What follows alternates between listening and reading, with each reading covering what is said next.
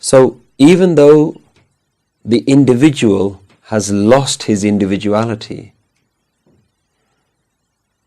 even though he's merged into the ocean, he isn't dead. He is very much alive.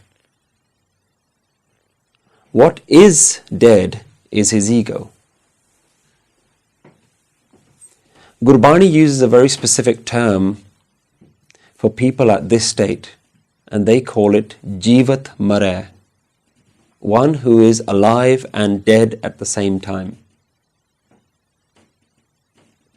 Gurbani talks about only the highest saints, spiritual masters reach this state of JEEVAT MARAI, alive and dead at the same time. They are alive, their body is alive, they haven't gone anywhere, but everything that they associate with themselves has died. So everything that this meditator can see is the divine. And everything is the divine acting out its play. So the sun is no longer the sun. It is the divine as the sun. Food is no longer just sustenance. Trees, plants, birds, animals are no longer individual things. They are just the divine expressed in all of these different forms. That is the experience of the one who's completely died and killed their ego.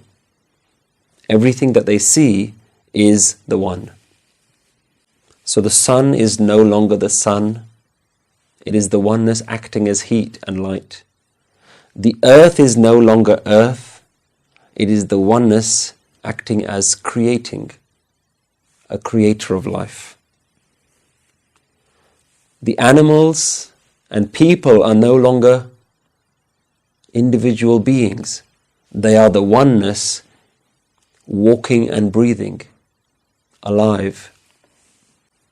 So everything that speaks is the voice of the one. This interconnectedness means that you hear the oneness in every conversation, in every noise, in every sound, in everything you see.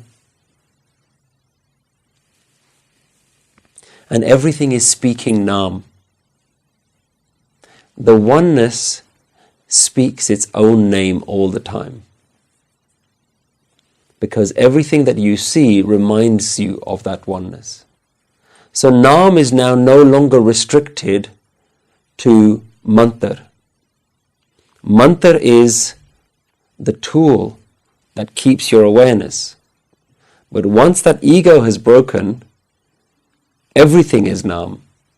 The sun shining becomes Nam. The birds chirping becomes Nam. The breeze going through and making the leaves and the trees rustle and sway, that becomes a Nam. You can hear it everywhere.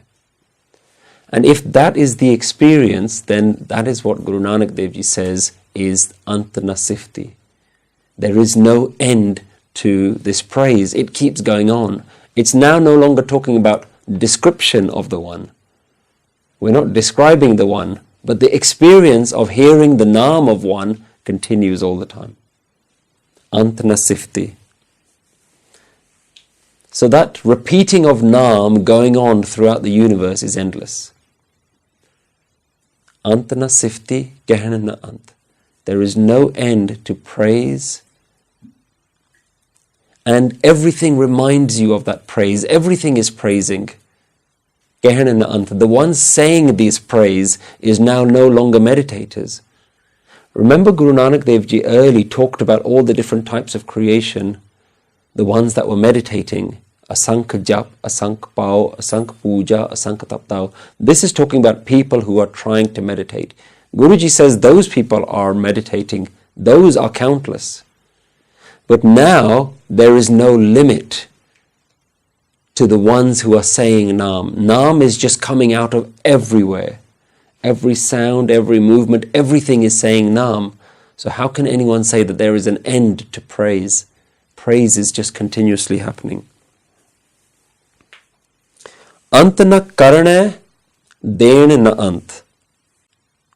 Doings do not end.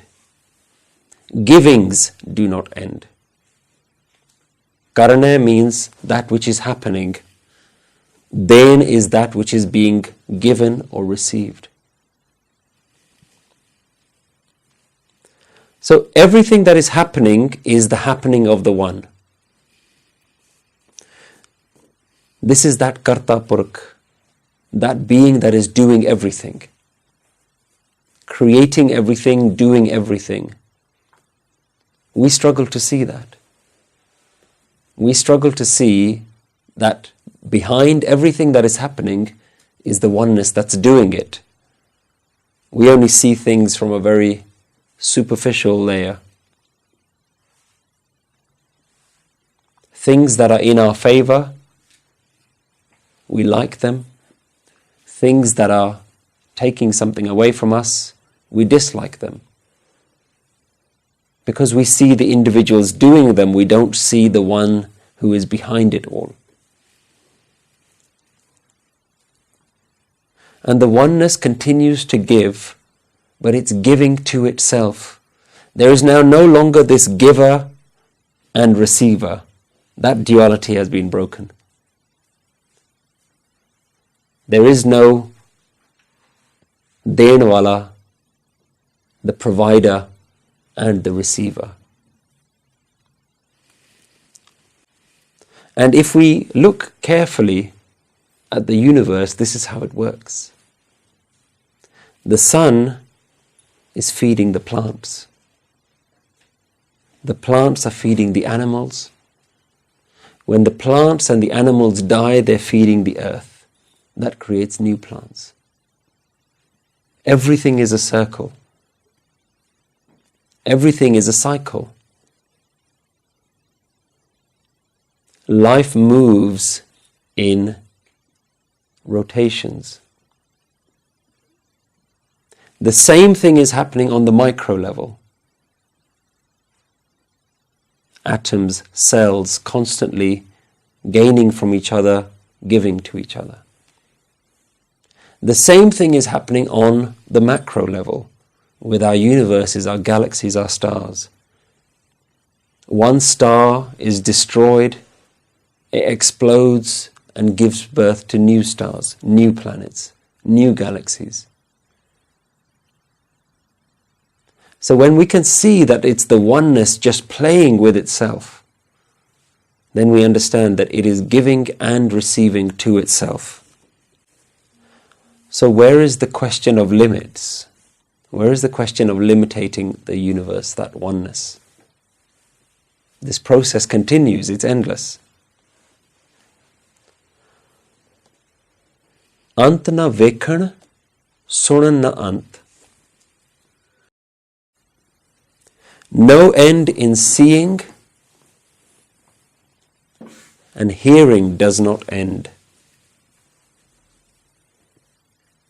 Ant na vekhan, to see, sunan na ant, no end in hearing. All eyes are the eyes of the One. It sees itself from every angle, from every perspective. All ears are the ears of the One, hearing itself from every angle, from every perspective.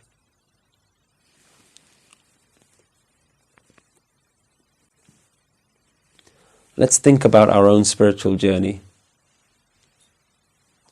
We spend our whole life trying to find this elusive thing called God. We're told that He's invisible, but that it is everywhere. We're told that it is outside in everything, but that it's inside you as well. We're told that it is near to you, but that is unreachable.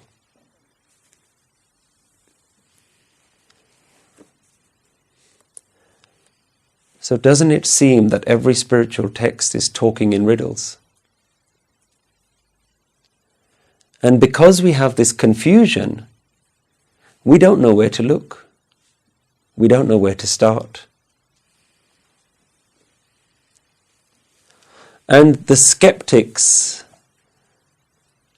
use these riddles to say that God cannot exist because it defies all logic. It makes no sense. They'll go as far as saying that religion is simply a control mechanism. Elite groups writing gibberish to simply control the blind masses. They'll say, look, you're praising a God that's inside but outside. You're praising a God that's near but far. Where is your God? And because we don't have a practice, we don't know how to answer that question. But God isn't the contradiction. God isn't the paradox. God isn't the confusion. The way we see the world is the paradox. The way we engage with the world is the illusion. We have eyes, but yet the Guru says that we are blind. We are seeing, but we don't know who is seeing, what is seeing. The delusion is that we think we are seeing. When we watch the world, we think we are watching the world. So how you see the world needs to change. Your way of seeing, finding God, isn't now a question of where, but it's a question of how.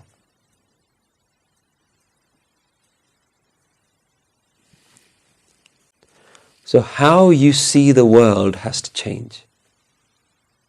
Who is watching the world has to change.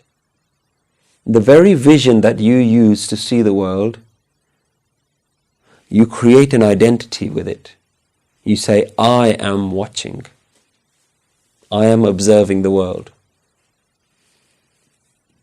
Through the Guru, we come to know that it isn't you that's watching the world, it is the one who is watching the world through your eyes. So this is the change in mindset that the Guru gives us.